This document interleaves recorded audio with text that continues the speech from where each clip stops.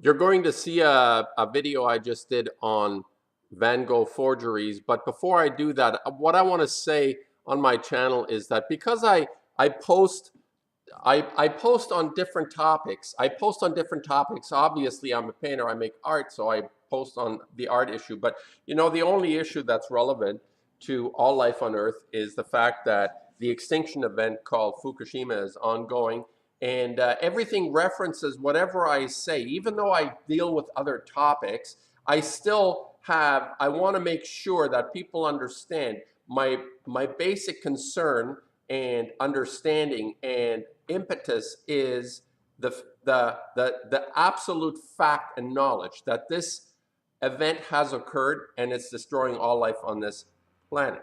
And I want to make a comment about Dana Durnford, who was interviewed or who was participating in Lonnie Clark's Age of Fission radio program. I don't know, there's never hardly any views on this. I don't know if people are listening to this, but I want to just clarify something, and that is, in order to create what I say is context, what you'll hear me talk about the Van Gogh forgeries that have just come out as being real, and people always make a buck on stuff like that, the shit that's out there, and they think they can fool people to say, oh, you know what, we've discovered the meaning of the universe of Van Gogh. He's produced 65 drawings we never thought about. Yeah, go to hell.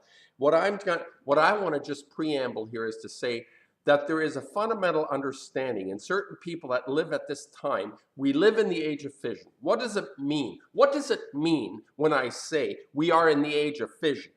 I'm an artist and I make paintings. And as artists of my extended family in the past, we have actually accumulated, for whatever reason, I don't know why it is, we have an understanding. And it doesn't mean that people that don't make art don't have an understanding, like Durnford, who has a deep understanding because he's done the work.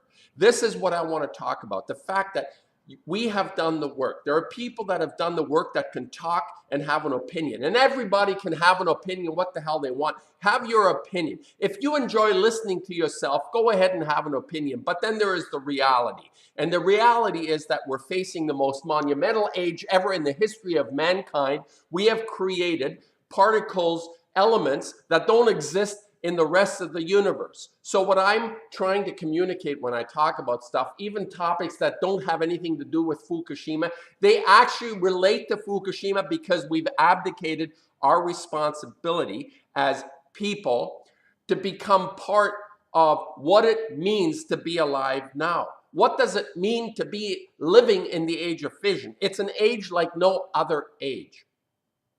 And to pretend that there are still remnants of something we can recover because culture has attributes to it that are wonderful. Well, they may have wonderful, there may be wonderful insights and fabulous discoveries you make within this context of culture. But as far as I'm concerned, throw it over the edge. It doesn't matter. My dreaded red. That doesn't matter. The nuclear sign is yellow and black. The real is they hijacked my yellow. I love yellow and Vincent. The idea to be alive now means to have a clear slate because we can't rely on the old way of doing things. It doesn't work. What don't you understand about that? Whatever happened before hasn't worked, because if it had worked, we wouldn't be in the position we're in now. That's what it means to be alive in the age of fission. We've never confronted this kind of a situation, this kind of a monster. And I just wanted to preamble this before I post this, because I think it's very apropos. This whole thing about, oh, we've discovered 65 drawings by Vincent van Gogh from 130 or 40 years ago. Oh, it's brilliant. Give us $65 million for this discovery. That's what we really want. And it's a big hoax. It's a bunch of bullshit. And you know, shove it all down. Vincent, Vermeer, Velasquez, Michelangelo, Da Vinci, the whole lot. Shove them all over the edge as far as I'm concerned, because we're in the age of fission. We're in a completely uncharted territory of all life being threatened. I'm going on, I'm talking, I'm going on. And we have our struggles to deal with our own lives on whatever level, but what's really important is to be able to understand the age we're in and make the changes personally. Not keep talking about everybody else, what they need to do. Everybody else, oh, change this, do this. Oh, I hate Trump, I hate Hillary, I hate this, I hate that. Oh, it doesn't matter. What I've been saying is, in order to come through this, we need to come to terms with our own lives and what it means to be alive at this time. And there's nothing more important than to reflect, to have this deep inner sense of commitment to wanting to be alive. And that's what it comes down to. It's a choice of life or death. And what I've said, the culture of death embraces, the culture of death has a romance with the Grim Reaper. And all the art that's being produced is connected to the idea that death is a wonderful thing. Kiss off on life. That's what's happening. And this whole thing with what I'm going to attach this video to, what you're going to see is about people still pretending, oh yeah, we live in another age 100 years ago. We're back way back then. Everything is fine the way it used to be. No, it's not, because we have invented thousands of new elements that have no place to be part of this existence, called fissioned ionized radiation and fission elements from the fission reactors that are all over the planet. Over 400 plants that have these reactors that are creating these horrendous, monstrous elements that shouldn't even be here. And we need to make a choice of how we change our lives personally to actually get in line with any future that we might have. And I want to say that Durnford has figured this out because he does the work. He does the work, he understands, he's committed to something in his own life. He's made his changes. He has changed his own life drastically, and that's what's required. And you can't sit on the fence and say, oh, maybe I'll do it tomorrow. Oh, I'll change this, but not that. No, it's a radical. We need a radical change. And the woman that I actually mirrored on, I did a comment on Courier, Katie Courier, what her name is, about exposing the people, the names. Rise Together is her channel. Check it out. She's exposing people that are responsible for this culture of death. That's what she's done. That's why I love what she's doing. Whether as a person, you know, I imagine she's living on very dangerous ground, exposing the names, hundreds and hundreds of names of people who are complicit in this Grim Reaper culture, the culture of death. Preamble, I could go on, but I love this Durnford for what he is doing and the way he is actually understood that the people that still proponents, the Gundersons and what he mentions, Busby and Caldecott, yes, they have come out and they have hijacked our narrative, because our narrative is to change ourselves to the extent that we get rid of this monster that is eating us alive. To those of you who are keeping track of developments in the art world, I do a little bit of that. I don't do a lot. I'm subscribed to an online art magazine called Hyper Allergic. And recently, what I want to just create a bit of context. That's what I like doing on my channel. I create context, whether it has to do with Fukushima, the destruction of Fukushima, or child abuse, the state of affairs, why we're in the situation we're in. I like to create context, and I like to create a backdrop to this. And I'm going to create a bit of context to this controversy, which has to do with a newly discovered, long lost sketchbook by Vincent van Gogh. It has appeared, it has surfaced after 100 and how many years? 140 years, 130 years. Ooh, all of a sudden, a very unique sketchbook with 65 drawings I'm going to create. I'm going to attach a link. And I want to say this and remind people who are interested in art world developments.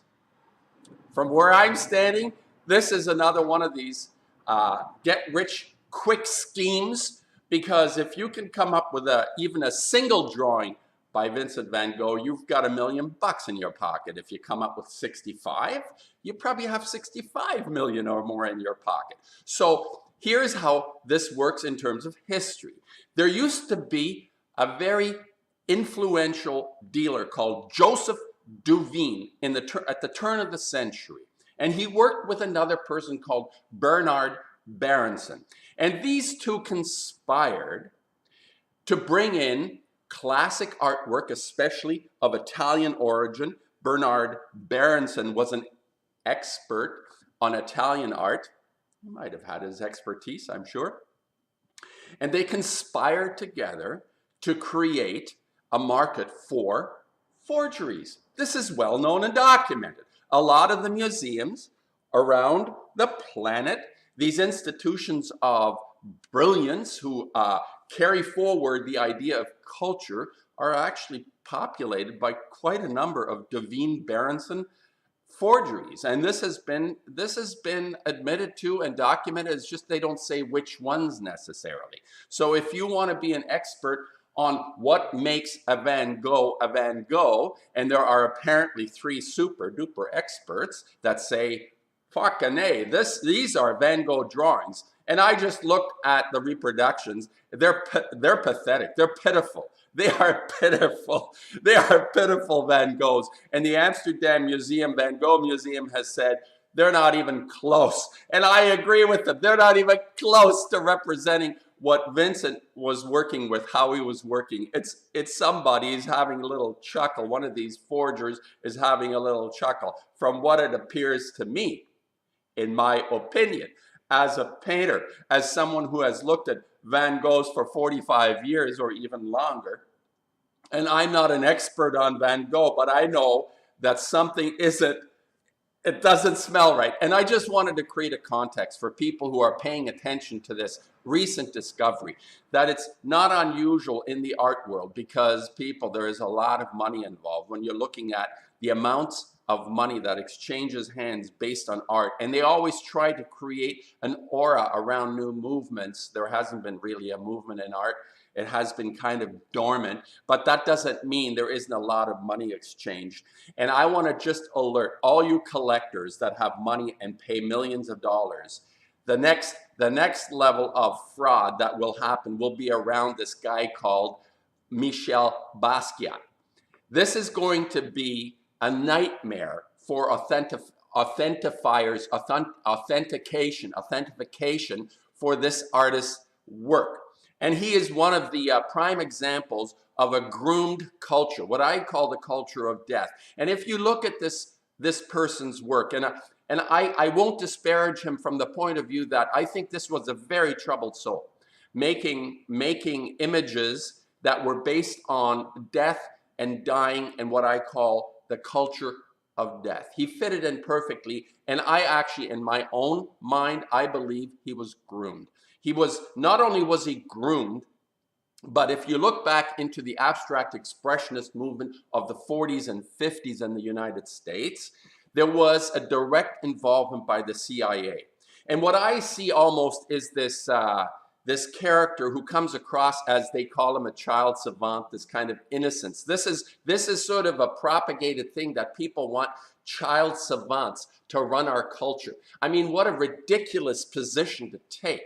The amount of insight and work it takes to make something of value to you. If I make a painting, the amount of work that it takes to actually create something of value, to give you something to chew on, isn't just like, oh geez, another Mozart has appeared. But that's a very easy way to produce an art star, to create another Mozart. And that's what happened. And the CIA connection is that the CIA was directly involved in promoting American art overseas. These people were funded. It came through the WPA, the Roosevelt Arts Project, the work project for artists. They were groomed, they were pulled in like de Kooning and Pollock and all Klein. These people worked on these projects, government-funded projects, and they were directed, or they were chosen. The people that were chosen were people that satisfied the idea that we're going to have a major contribution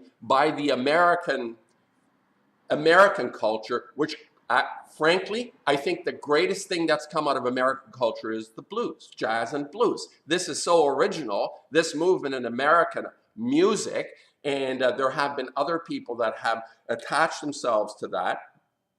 But in terms of the art, I think I was very influenced by the abstract expressionists, and I'm still trying to extricate myself from this powerful influence and the way Basquiat was influenced and the way people will try to take advantage of this child savant who died. He's part of the 27 Club, the Jimi Hendrix, Janis Joplin, Kurt Cobain Club. Morrison, these people, for some reason, all of a sudden decide to give up life at 27. What is that? Is that like a signal? And I think it's a signal of a kind of groomed, maybe even MK Ultra of culture of art. You know, Basquiat is the MK Ultra of art, and they always have to have some poor sod, some poor sucker like this, like Basquiat. And Vincent, I think, is a unique, a very unique situation of a person. We're talking about savant, and he was not very old. He died when he was 36 or 37. And overwhelmed, overcome, the way Basquiat, and I'm making this, I'm not creating an equivalency between Basquiat and Vincent. There is no comparison between the two, because Vincent was not about death and the culture of death. He was an aggressive worker, and the images that he produced were quite powerful in terms of what I would call an aggression in the work. But this Basquiat stuff has nothing to do with that. It has to do, it creates a confirmation for what I call the culture of death. And it's something that I see collectors in the future are gonna have a hell of a time justifying the work that they have by a guy called Basquiat. Now, I don't know how well they documented it. He supposedly created 1,000 paintings, amazing output over a short period of time, maybe 5, 6 years, an equal amount of drawings. But you know what? It's very likely that there are going to be, just like this Van Gogh book, there are going to be people that say, hey, I discovered, I slept with him and I got a few drawings by this guy. And you figure out how to authenticate it, and you'll need another Duveen and Berenson to sort of escalate this into the level of the depraved art, depraved art of the 20th century, and now the 21st century is totally over the top. So I'm just creating a context, and I do not believe that this is an authentic collection of 65 drawings by Van Gogh. I'll attach a link, and I just wanted to tell people that didn't know, this has always been a subversion, especially the amounts of money that Duveen and Berenson, we're talking tens of millions, hundreds of millions of dollars. Duveen established Mellon's collection and Morgan, J.P. Morgan, and the Frick collection. And you know that great rider, the Rembrandt rider, is that an authentic work? And I don't think any of these pieces are sitting for public to look at. They're in vaults somewhere, the real ones, and what you're looking at is just forgeries. So this, I'll attach a link to this dissertation on a University of Toronto, just down the street from me. Some expert, Vincent Van Gogh expert, has given the stamp of approval and said these are authentic. I can 100%.